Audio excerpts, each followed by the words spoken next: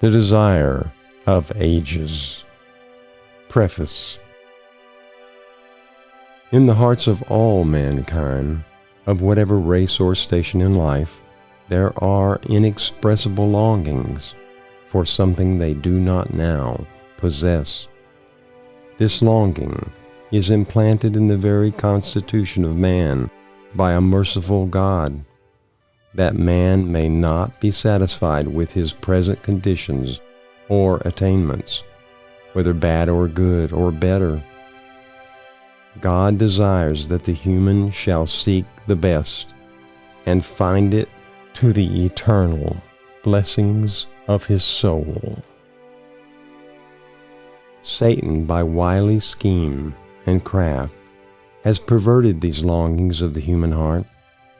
He makes men believe that this desire may be satisfied by pleasure, by wealth, by ease, by fame, by power.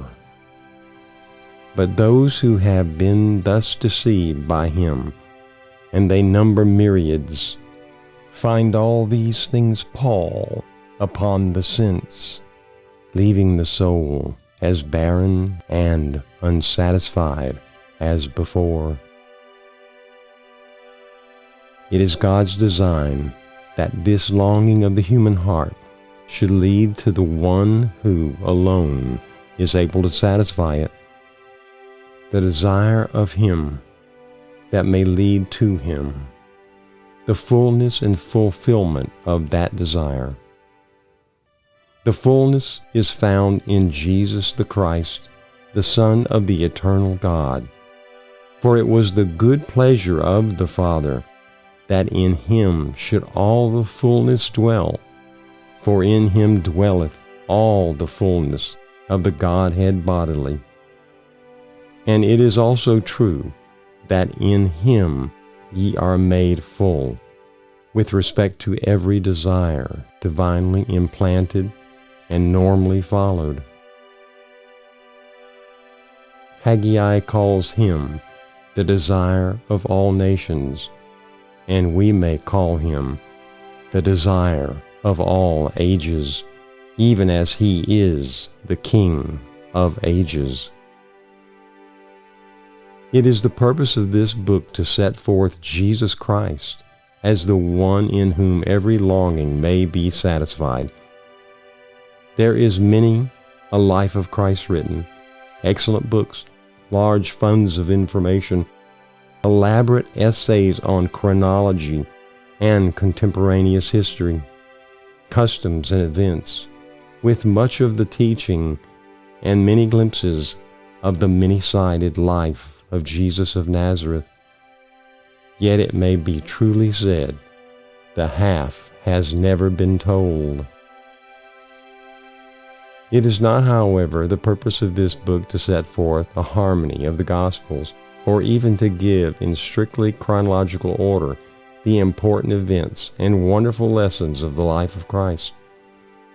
Its purpose is to present the love of God as revealed in his Son, the divine beauty of the life of Christ, of which all may partake, and not to satisfy the desire of the merely curious, nor the questionings of critics, but even as by the attraction of his own goodness and character, Jesus drew his disciples unto himself, and by his personal presence, by his sympathetic touch and feeling in all their infirmities and needs, and by his constant association, transformed their characters from the earthly to the heavenly, from the selfish to the sacrificing, from the small-hearted ignorance and prejudice to large-hearted knowledge and profound love for the souls of all nations and races.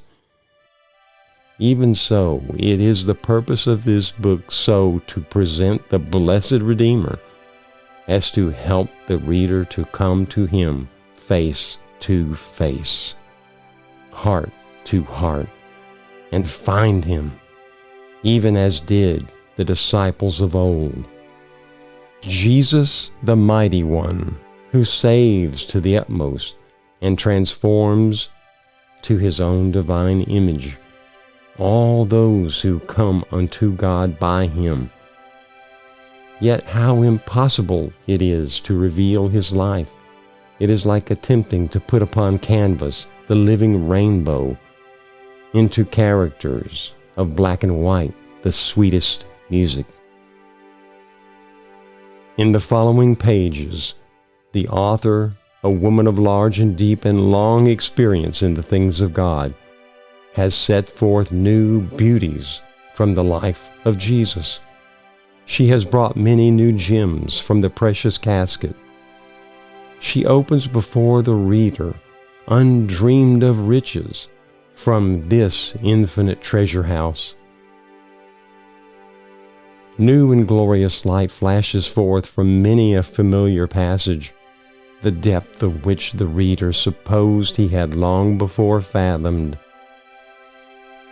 To state it in brief, Jesus Christ is revealed as the fullness of the Godhead, the infinitely merciful Savior of sinners, the Son of righteousness, the merciful High Priest, the healer of all human maladies and diseases, the tender, compassionate friend, the constant, ever-present and helpful companion, the Prince of the house of David, the shield of his people, the Prince of Peace, the coming King, the everlasting Father, the culmination and fruition of the desires and hopes of all the ages.